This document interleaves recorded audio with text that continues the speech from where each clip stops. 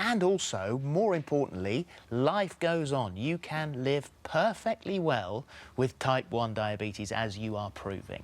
Yeah. And so when you first got the symptoms, where were you? What happened?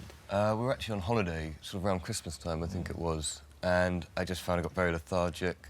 I lost a lot of weight. I was thirsty all the time, and fortunately, we actually diagnosed it quite quickly, so there weren't really too many kind of complications from it. Well, it was your wife, wasn't it, who noticed, she recognised the symptoms because her brother had been diagnosed a couple of years beforehand. No, before, he was 22, so a few more years beforehand. Yeah. And so we knew the symptoms in a sense. And as you say, you know, it's a life-changing thing.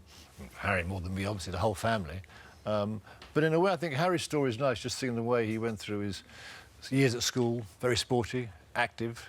You know, he's joined my world, you know, producing and making music. And, you know, you've done sessions, N-Dub's album, 20 hours a day, you know, you can do stuff. Yeah. But We survived that. When you're a teenager, I mean, you have to be very, very careful about your blood sugar levels. Yeah, You have to control them, and you've got to do it properly. You've got to take it very seriously. Yeah, exactly. Not easy to do as a teenager. No, but I guess it's all a learning curve. The thing is that it sort of changes every day. It's not sort of, you know, you take a pill in the morning and in the evening. It's how much exercise you do that day, what you're eating. So it is constantly on your mind, and you can't kind of forget about it, really. Well, and as you say, Mike, I mean, it doesn't just affect the person, obviously, centrally, who has the diagnosis, but it is the entire family. And I've said this a number of times on here. I mean, I was a patron of Diabetes UK. My mum is type 1 diabetes. My younger brother is type 1 diabetic. And so it is something that we are all aware of. We take it all very serious as a family. We know to look for the signs. Yeah, and you can address it. But it's also that families can make it work, you know what I mean? They sort of bond together. In the early days, you used to phone mum and say, I've eaten this, I've taken this many units, what do you think? You know, and you become a sort of a system that works eventually. You did pass out at the festival there, didn't you? I did, yeah. That was the one time that was quite bad, where I kind of, you know, I just didn't have my wits about me as I should have done in the middle of a festival, and I kind of noticed the symptoms of a hypo too late and couldn't really do much about it. Being blood sugar low, yeah.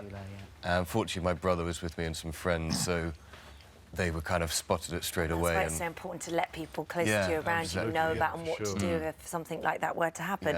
I mean, you're very active in promoting awareness for diabetes, type 1 diabetes. Most importantly, the difference between type 1 and type 2, because people still get confused, don't they? Yeah. Everyone does. I mean, as Dr. Chris was saying, you know, it's the number now of type 2, the rise of it, is hugely. And people always think Harry's got type 1 because he had too many sweets, you know. Right. Type 1 is genetic, as we all know. Type 2, you can address it with lifestyle, what you eat, you can lower the chance of getting it, you know, you can do so much yourself for it. Yes. And so, Chris, as we've had this discussion a number of times on here, and as we were saying just there is a confusion between type 1 and type 2. Yeah. I mean, we used to call type 1 diabetes juvenile onset diabetes because it was teenagers and younger children got type 1, which, of course, has to be... It comes on very rapidly, and the symptoms are there quite... my mum got it, and she was much older, so it's not always. Oh, no, not always, but this is sort of, you know, the general at-risk group, you know. And then type 2 diabetes, we used to call that adult onset diabetes. Of course, kids are now getting that because of the obesity problem. Now, the interesting thing with symptoms, and you described nearly all of them, I think the 4 Ts. Toilet, you're going to the toilet to pass urine frequently, even during the night. Thirst, because you're passing a lot of urine to get rid of that excess sugar. And tiredness and thin, going weight loss. They're the sort of 4 Ts. However, with type 2 diabetes, it comes on very, very slowly over months and months, maybe years. Most patients don't have symptoms. They might find they're passing urine more frequently, a bit, you know, dry in the mouth, but they have no more obvious... walking outside out there now, there are 1 million people with diabetes undiagnosed. And that's type 2 diabetes, type 2 not diabetes. type 1, because as that had a profound and very quick effect on your health, didn't it? Yeah, exactly. It was in a matter of weeks. I was in the hospital. Fortunately, like I said, I went to the doctor and we caught it very early, but yeah, still, that was a matter of And weeks, why is it so really. important to catch it early? I mean, we were saying early diagnosis. We said that just a moment ago. Why is that so key?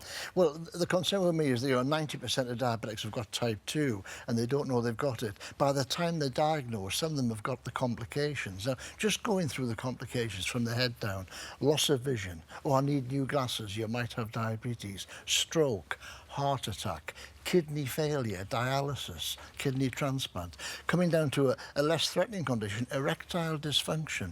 Men over 40 and overweight buying Viagra from the internet, they could have diabetes. And then coming down to the legs, circulation, gangrene, amputation. Once again, a lot of that pinned to the type 2 situation. I just wanted to just quickly wrap up here with type 1.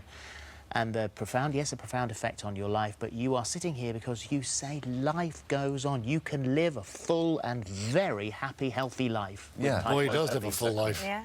Yeah, no, exactly. That's 100%. You can do. You're not.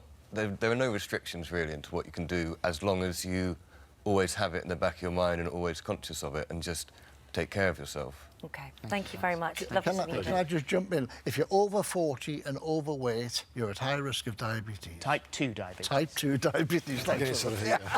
All right, Chris, thank you very much indeed.